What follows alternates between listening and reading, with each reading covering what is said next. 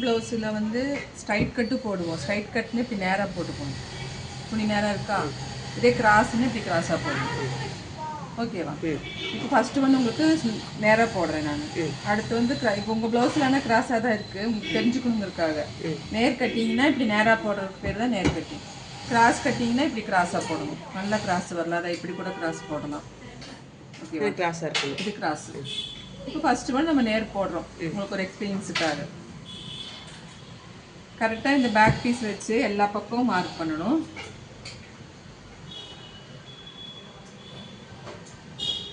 கரெக்டாக எந்த எச்சும் கொடுக்கக்கூடாது, எக்ஸாக்டாக இருக்கணும்.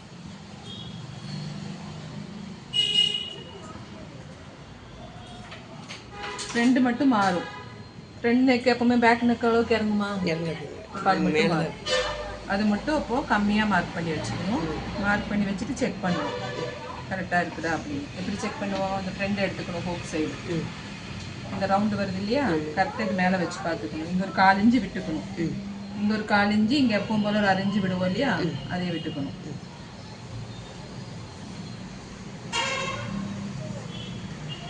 இப்படி அந்த ப்ளவுஸோடைய ஹூக் சைடு எடுத்துக்கணும்.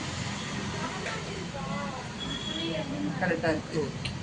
இது ஸ்டிச்சிங் இங்கே வந்துடும், இங்கே எக்ஸ்ட்ரா விட்டுறது கரெக்டாக. இங்கேயும் 1/4 இன்ச்சு விட்டு தான் வச்சு இப்போ நம்ம மார்க் பண்ணது கரெக்டாக தான் இருக்குது. இந்த லைன் கரெக்டாக போட்டுக்கணும். அதுக்கப்புறம் இங்கே பட்டி வரைக்கும் எவ்வளோ இருக்குன்னு பார்க்கணும். எவ்வளோ இருக்குது? 5.25. 1 இன்ச்சு சேர்த்து வச்சுக்கணும். 6.25. அவ்வளோதான், அதுக்கு மேலே வேண்டாம். அப்புறம் இந்த அண்டர் ஆர்ம்ஸுக்கு கீழே இது எவ்வளோ இருக்குன்னு அப்படியே வச்சு பார்த்துக்கணும். 5.5 இருக்குங்க. இங்கே எக்ஸ்ட்ரா கொடுக்க வேண்டாங்க, 5.5 போதுங்க. சரிங்களா?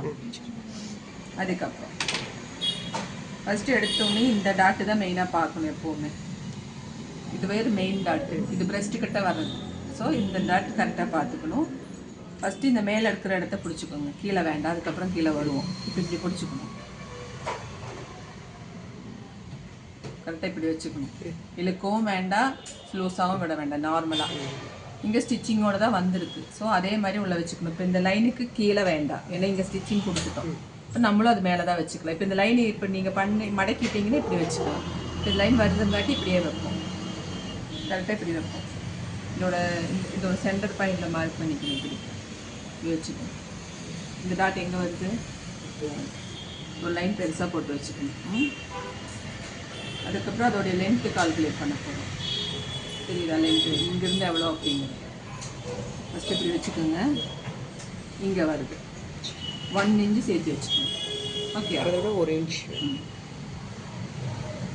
இந்த லைன் பெருசாக போட்டு வச்சுட்டோம். இப்போ இந்த லைனால் கிடச்சிருச்சு. நம்ம இப்போ இதை வந்து கனெக்ட் பண்ணிப்போம். இந்த கர்வ் லைன் கனெக்ட் பண்ணிப்போம். 1 இன்ச் எச்சா போட்டதுன்னா கனெக்ட் பண்ணுவோம். அது கட் பண்ணுவோம், அதுக்காண்டி தான். இப்போ வந்து நம்ம கட் பண்ணிக்கலாம் ப்ளவுஸு.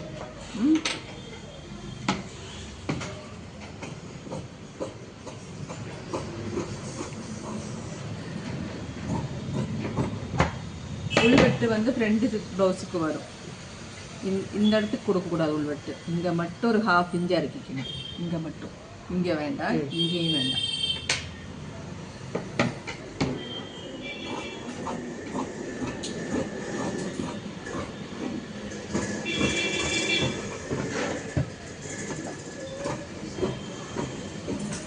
ஒரு 1/2 இன்ச்சு, அதுக்கு மேலே வேண்டாம்.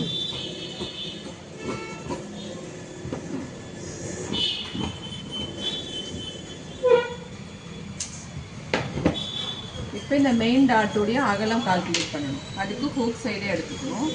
மெயின் டாட்டோடைய அகலம்னா இதுக்கு எவ்வளோ டிஸ்டன்ஸ் இருக்குன்னு தெரிஞ்சுக்கணும். அதுக்கு இது கரெக்டாக வெளிப்பக்கமாகவே எடுத்துக்கோங்க. இப்படி கரெக்டாக எடுத்து வச்சுக்கோங்க. சரிதா?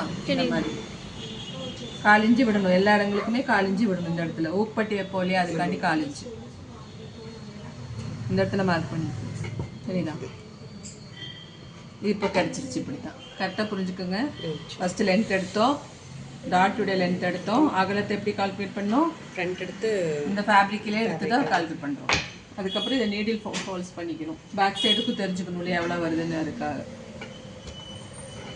இப்போ இதையை வந்து இப்படி மடித்து வச்சுக்குவோம். இங்கே நேராக இருக்கணும். இந்த டாட் பாயிண்ட்லேருந்து இப்படி நேராக மடிச்சுக்கணும். இதில் எவ்வளோ டாட் பாயிண்ட் பிடிச்சிருக்காங்கன்னு பார்க்கணும். 1.5 இன்ச் இருக்கும். நீங்கள் அளந்து பார்த்துக்கணும் தெரியலனா.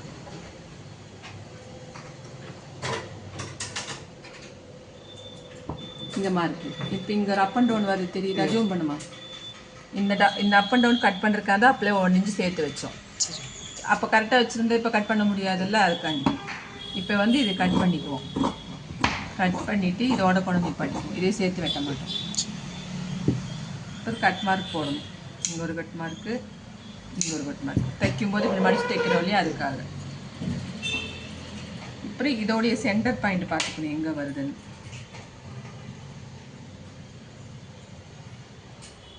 கட் மார்க் போட்டுக்கணும். இது ஒரு 2.5 இன்ச்சுக்கு மார்க் பண்ணிக்கணும். அவ்வளோதான். இந்த டாட் எப்படி பண்ணுறது? ஆம் டாட் அப்படின்னு இதுலேருந்து கிராஸாக வரணும். இப்படியும் போகக்கூடாது, இப்படியும் போகக்கூடாது, இப்படியும் போகக்கூடாது. இதுக்கு ரெண்டுக்கும் நடுவில் இப்படி வர்றது தான் ஆம் டாட். இது 2.5 இன்ச்சு தான். செஸ்ட்டு கம்மியாக இருந்தால் 2 இன்ச்சு கூட வைப்போம். உங்களுக்கு பெருசாக இருக்கனால 2 இன்ச்சு வச்சு. இது ரொம்ப கம்மி உங்களை மாதிரிலாம் இருந்துச்சுன்னா 2 இன்ச்சு போதும். அதை நம்மளுடைய உடம்பை பொறுத்து அவங்க எவ்வளோ பிடிச்சிருக்காங்கன்னு நீங்கள் அளவு கோஸ்லேயே பார்த்துக்கலாம். அங்கேயே ஒரு கட் மார்க் போட்டு வச்சுக்கணும். தைக்கும்போது அங்கே தான் வருதுன்னு தெரிஞ்சுக்கிறக்காண்டி. இதெல்லாம் ப்ராப்பராக பண்ணுங்கள் பேக் சைடுக்கும். இல்லாட்டி என்ன ஆகும்னா தைக்கும்போது இதை உட்காந்து தொலாவும் இங்கே டாட்டை காணுமே அப்படின்னு. நீங்கள் பண்ண சேம் டைம் பேக்லேயும் பண்ணிடுங்க. ஒரு ஷேப்புக்காக கொஞ்சம் கட் பண்ணிக்கலாம். நீங்கள் 5 மார்க் பண்ணியிருந்தோம் இல்லையா, அந்த கரெக்டாக அந்த 5லேயே வெட்டியிருக்கோம். சொல்லு பண்ணோம், அவ்வளோதான்.